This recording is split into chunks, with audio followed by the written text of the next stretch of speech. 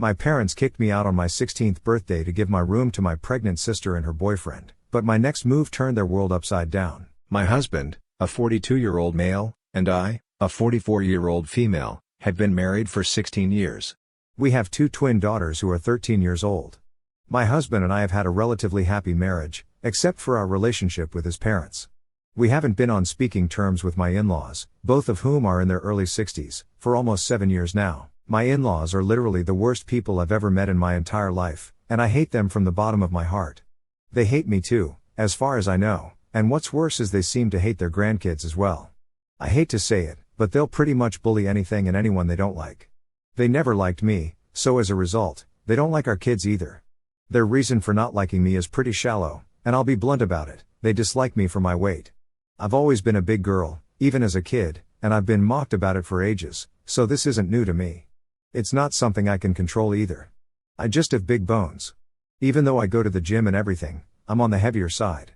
It's just how I'm built and has nothing to do with my diet, exercise, or overall health. I'm a healthy person and can do everything that everyone else can, but the only difference is that my appearance is a little bigger compared to the average American woman. My in-laws have never liked that and made it a point to point it out every time my husband would bring me over for dinner to their house while we were dating. They cut it out after a while, presumably after my husband spoke to them about the little digs they'd take at me because I told him about the first couple of meetings and how I didn't appreciate them making comments regarding my weight. So, they stopped talking about it, but instead, they found other ways to get under my skin, like making bland and tasteless food in small portions that would barely feed a kid whenever I'd visit. Their excuse was that apparently, they were getting old and needed to watch what they ate, but they were in their 40s at the time, so I didn't buy that they were too old to have normal food. They didn't need to watch what they ate, they wanted me to do so. The food they prepared for me, along with the portions they served, was just their subtle way of reminding me that they didn't like this about me. Of course, along with my appearance, there were several other things they didn't like about me either. They didn't like where I came from since my parents are cattle farmers from Minnesota, while my in-laws have their own business, are a lot better off than my family, and are more urban, or whatever. I'm also kind of shrill, so my mother-in-law would often make faces whenever I got too excited about something while talking to them and then put a finger in her ear to show that I'd been too loud. It was all these little subtle things that really got to me, but I still didn't say anything since I didn't want them to have another excuse to hate me, like maybe I was too sensitive for them. So, I learned to be less myself whenever I was around them. My husband just kept apologizing for it over and over again, but he never left his parents either. Then we got married, and his parents started disliking me even more than they already did. The jibes at me started getting less and less subtle. It stopped for a while when I was pregnant, but after the birth of my daughters, they returned to their original form. My daughters are also like me, they're big-boned. Even though they're completely healthy, they're also kind of big. When they were babies, they were really chubby, so nobody could tell, but as they grew older, it became clear that they'd taken after me when it came to their body. I didn't mind it since my grandmother, mother, and I were all built the same way, so this runs in my family, and I'd been expecting it. So had my husband. But for some reason, my in-laws were surprised that our daughters weren't the petite and skinny grandkids they'd been expecting. They'd already made a lot of fun of me during my pregnancy since I was really big, which was obviously because I was carrying twice the number of babies. Right after the kids were born, they came after me and started bugging me about losing the pregnancy weight. They would constantly bother me with tips that I never asked for and that I'm sure were no good anyway. Then, a couple of years after the kids were born, they started bullying the kids when they were literally just 5 or 6 years old. They'd tell the kids that they'd grow up to be fat monsters if they didn't stop eating and actually scared them into refusing food. They also tried to teach my daughters to be soft-spoken by glaring at them every time they dared to laugh a little too loudly or shriek with joy, which is not something that a kid should be rebuked for. A couple of years passed like that until I finally had enough of it. It was disgusting, and it got to a point where I just couldn't put up with their behavior anymore. I told my husband that he could either cut ties with his parents, or I'd leave with the kids because this wasn't the kind of environment I wanted them to grow up in, where they were not allowed to do anything they wanted and were not even allowed to be kids. Up until that point, every time I talked to my husband about these things, he promised me that he'd talk to his parents and make it all right. But I'd had enough, and his parents were clearly not inclined to change their behavior, so I had to give him that ultimatum. That's when he finally confronted his parents for good. They ended up getting into the nastiest spat with him, and that was it. We didn't speak after that. It's been 7 years since then, and we act like they never existed at all. My children are also better off for it. But then, 3 days ago, on New Year's Eve, My husband told me that he was going to take me and the kids to this great new place, but he wanted to keep it a surprise, so we didn't ask more about it. We dressed up and left toward the evening, and we were all excited since we thought we'd be going to a new restaurant or something like that. But soon enough, I realized that the route we were following was the one that led to his parents' house. It had been 7 years, and we'd moved around quite a bit, but I could still recognize that neighborhood. As soon as it hit me, I told my husband to pull over, and he obeyed, probably because he'd sensed that I'd realized what was going on. The two of us got out of the car so the kids wouldn't be able to hear anything, and then I totally tore into him for lying to us and trying to manipulate us into visiting his parents even after all that had happened.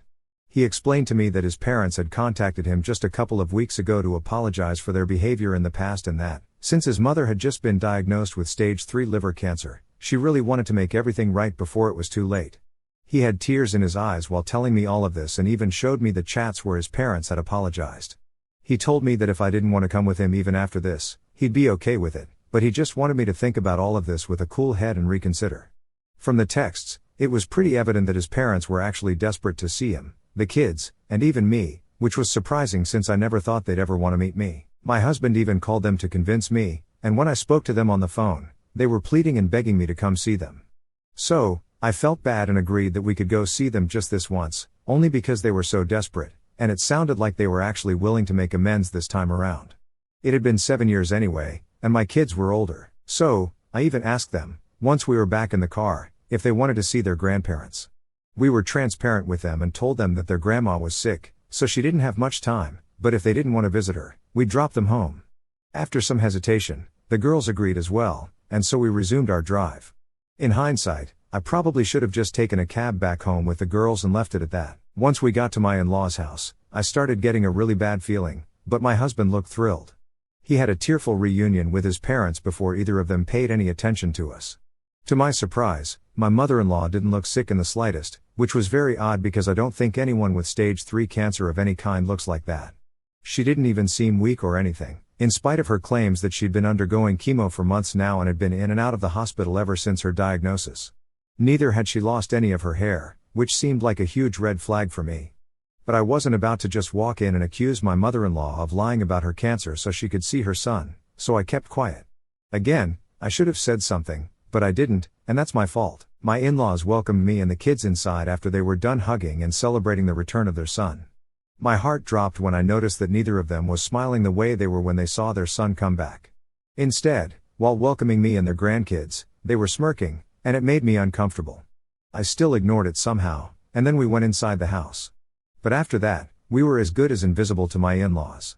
They ignored us and only chatted with their son while my kids and I just sat in the corner and tried not to bring ourselves into the spotlight because nothing about this entire interaction was pleasant to us. It went on for a couple of hours, and then, around 11 to midnight, my in-laws finally included us in the conversation and told us that they had something for my daughters. They said it very sweetly, and I was almost convinced that this was going to go well and everything would be just fine. They brought out a square-looking gift wrapped in the general shape of a box, so we didn't know what it could contain. My daughters unwrapped it excitedly as soon as they got their hands on it, and when they finally brought out the gift, their faces fell, and so did mine. It was a bloody weighing machine that they gifted my 13-year-old daughters. I flipped out as soon as I saw it. My daughters had already been shamed their entire lives by people around them who didn't know any better, like folks at school or sometimes even teachers. They really didn't need this. I freaked out and started screaming at them. I don't even remember the things I said, but it was pretty bad if I'm going by what my husband said. I might have even cursed them out right in front of the kids. Thankfully, even my husband didn't appreciate the so-called gift, and we stormed out right after my meltdown. He didn't even wait to hear them out, even though they kept yelling for him to wait for them. He just continued walking until we reached the car and then drove off. I was extremely pissed off at my husband, even though he kept apologizing over and over again and kept saying that he didn't know his parents would do something like this. My daughters were pretty upset as well, but they stayed silent, and we unfortunately had to begin our new year in the car, fighting like crazy. I didn't hold back that day and let it all out in one go because I was really upset and had no control over what I was saying to my husband. I told him that he'd never once stood up for me or even his kids when it came to his parents, except for one time all those years ago. Even now, he went running back to them just because they'd made some crap up about his mother suffering from cancer or whatever, which frankly didn't even look like it was true. Worst of all, He'd lied to me about all of this and manipulated me into coming here with the kids just for us to be insulted, while he happily chatted away with his parents and ignored the way they didn't engage with us in conversation even once. I accused him of being indifferent to us and putting his parents over his family. But then he protested and said that it wasn't fair of me to say that since he had cut his parents off and hadn't spoken to them for 7 years just because they tried to bully me and his daughters. But then I brought up how he'd allowed that to happen for years before he finally cut ties with them. He told me that he loved his parents as much as he loved us and wanted to give them a second chance. That was also his excuse for what he did on New Year's Eve. He said that my accusations were hurtful and unfair since he just wanted to make amends with his aging parents, especially his mother, since he believed that she wouldn't be around for much longer. He admitted that it was a mistake for us to go there to see them and that he was a fool for falling for their act, but he maintained that he wasn't putting his parents over his family, and that was the truth. Now, we've been fighting over this ever since we had that conversation, and I don't understand what to say or do. My parents think I was a little too harsh, but they agree with the things I said, though. So, I'm totally lost right now. We live in the same house, and we cannot avoid each other forever, so there has to be an answer to all of this. That's why I'm here right now. So, people of Reddit, am I the asshole for accusing my husband of putting his parents over his wife and kids after he lied and took us to his toxic parents' house to reconcile? It's been a week since New Year's, and this has been the longest time we've gone without speaking to one another. The girls had a sleepover at a friend's place, so we had the house to ourselves after we came back home from work. He asked me if I was willing to talk. I said yes out of relief because I thought he was going to apologize to me, but that wasn't what happened. Instead, he told me that he was still really hurt about what I had told him the other day in the car because he strongly feels that he's never put his parents and his relationship with them above the emotional well-being of his children. Once again, he brought up how he'd severed ties with them 7 years ago because of all the bullying and stuff.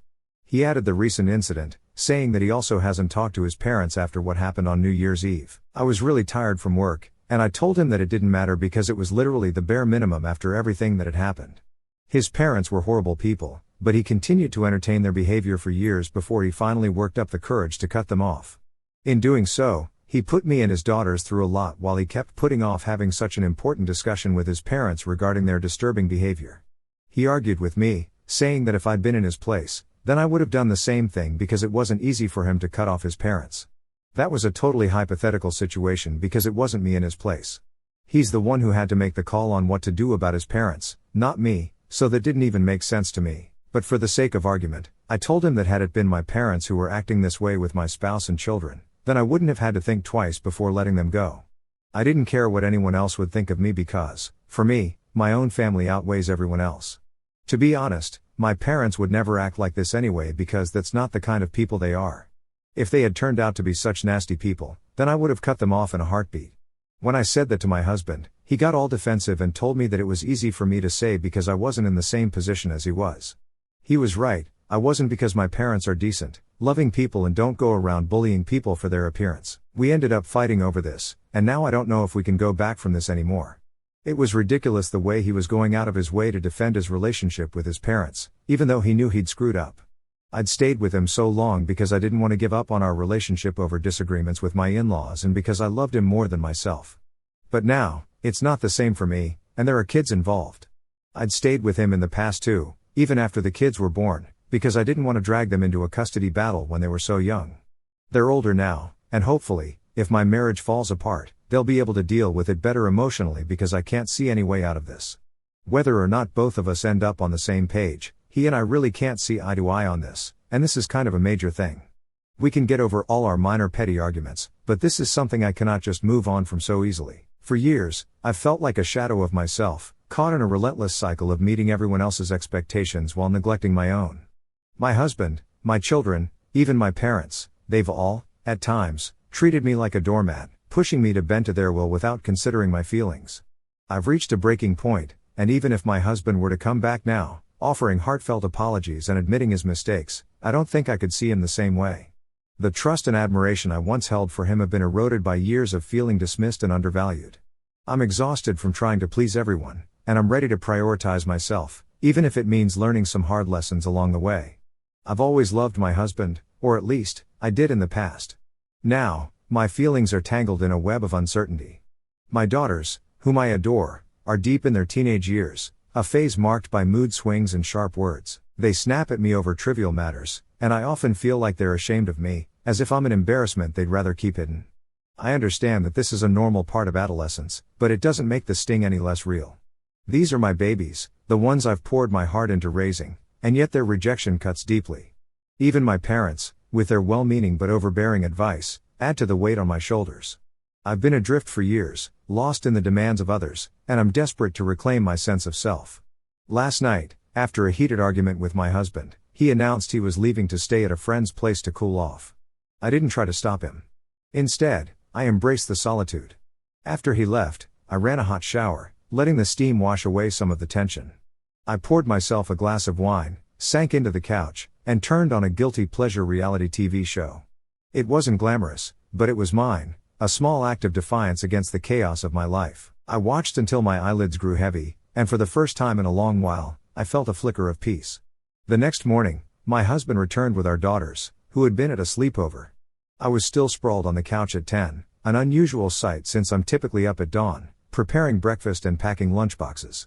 My husband mentioned he'd taken the day off work, and the girls' school was closed for a holiday, so there was no rush. He'd picked them up and brought them home. After sending the kids to their rooms, we sat down for breakfast together, but the air was thick with tension. He looked angry, his jaw tight, but I didn't ask why. I was too drained to care. I ate my sandwich in silence, focusing on the simple act of chewing rather than engaging in another pointless argument. The day passed quietly, each of us going about our routines. Around 3 in the afternoon, while I was catching up with a friend on the phone, my husband approached, insisting we needed to talk. I asked him to wait a moment, but he cut me off sharply, declaring that his words were more important than my conversation. His tone grated on me, and I hung up the phone, frustration simmering. Before he could launch into whatever he wanted to say, I stopped him. I told him, in no uncertain terms, that I was done tolerating his disrespect. I wasn't his doormat anymore, nor anyone else's. If he couldn't speak to me with kindness and consideration, there was no point in talking at all. His confusion only fueled my resolve. I stood my ground, refusing to let him dismiss my feelings. What followed was another explosive argument. He insisted he'd been polite, accusing me of being overly sensitive. I didn't back down, reiterating that I deserved respect. The conversation spiraled, and we never got to the original topic he wanted to discuss. His frustration boiled over, and he stormed out again, this time without saying where he was going. I didn't ask. My daughters ate dinner in near silence that evening, sensing the tension but not pressing for answers. As they retreated to their rooms for the night, I was grateful they didn't ask questions I wasn't ready to answer. In the weeks that followed, the distance between my husband and me grew. He'd been staying with a friend, and the space gave us both time to reflect. 2 weeks after our last fight, we met to talk, this time with a calmer, more mature approach. We acknowledged what we'd both known for a long time: our marriage wasn't working. It hadn't been for years. We'd been clinging to a relationship that had run its course, dragging out our misery and affecting everyone around us. After a long, honest conversation, we agreed to separate with mutual consent. It wasn't an easy decision, but it felt like the right one. Staying together for the sake of appearances or habit was no longer an option. We wanted to part ways before resentment consumed us entirely. Telling our daughters was the hardest part. They're old enough to understand, but young enough to feel the weight of this change. We sat them down together, explaining that this decision was about creating a healthier environment for everyone. To my relief, they took it better than I'd expected. They nodded, asked a few questions, and seemed to accept it, though I know it'll take time for them to fully adjust. I'm hopeful that, in the long run, they'll see this as a step toward happiness for all of us. This journey has been exhausting, but it's also been a wake-up call. For too long, I've let others dictate my worth, bending over backward to keep the peace. I've lost sight of who I am in the process, but I'm ready to rediscover myself. The separation is just the beginning, a chance to rebuild, to set boundaries, and to prioritize my own well-being. I'm not naive enough to think it'll be easy, but I'm determined to take it one step at a time. Looking back, I realize how much I've grown in these past few weeks. Confronting my husband wasn't just about that one moment, it was about reclaiming my voice. I've spent years silencing my own needs, convincing myself that keeping everyone else happy was my role. But happiness isn't a zero-sum game. I can love my family and still demand respect. I can be a devoted mother and still carve out space for myself. The guilt I've carried for wanting these things is starting to fade, replaced by a quiet strength I didn't know I had. As I move forward, I'm focusing on small acts of self-care. That night on the couch with my wine and reality TV was a start, a reminder that I can find joy in simple things. I'm also reconnecting with friends, like the one I was speaking to before my husband interrupted. Those conversations ground me, reminding me of the person I was before I became consumed by everyone else's needs. I'm even considering hobbies I've long abandoned, maybe painting again or joining a book club. These are small steps, but they feel monumental. My relationship with my daughters will take time to mend. Their teenage angst won't disappear overnight, but I'm hopeful that as I grow stronger in myself, I can model the kind of resilience and self-respect I want them to carry into adulthood. I want them to see that it's okay to stand up for themselves, to demand kindness, and to prioritize their own happiness. For now, I'm giving them space to process the separation while letting them know I'm here when they're ready to talk. As for my parents, I'm learning to set boundaries with them too. Their advice, though well-intentioned, often feels like another layer of pressure. I'm practicing saying no without guilt, explaining that I need to make decisions that feel right for me. It's a work in progress, but each small act of asserting myself feels like a victory. The future is uncertain, but for the first time in years, I feel a sense of possibility. The weight of trying to hold a failing marriage together has lifted, and while the road ahead won't be without challenges, I'm ready to face them. I'm grateful for the support I've received, whether from friends, online communities, or my own inner resolve. This is my time to heal, to grow, and to rediscover the woman I've always been beneath the expectations of others. Here's to new beginnings, one courageous step at a time.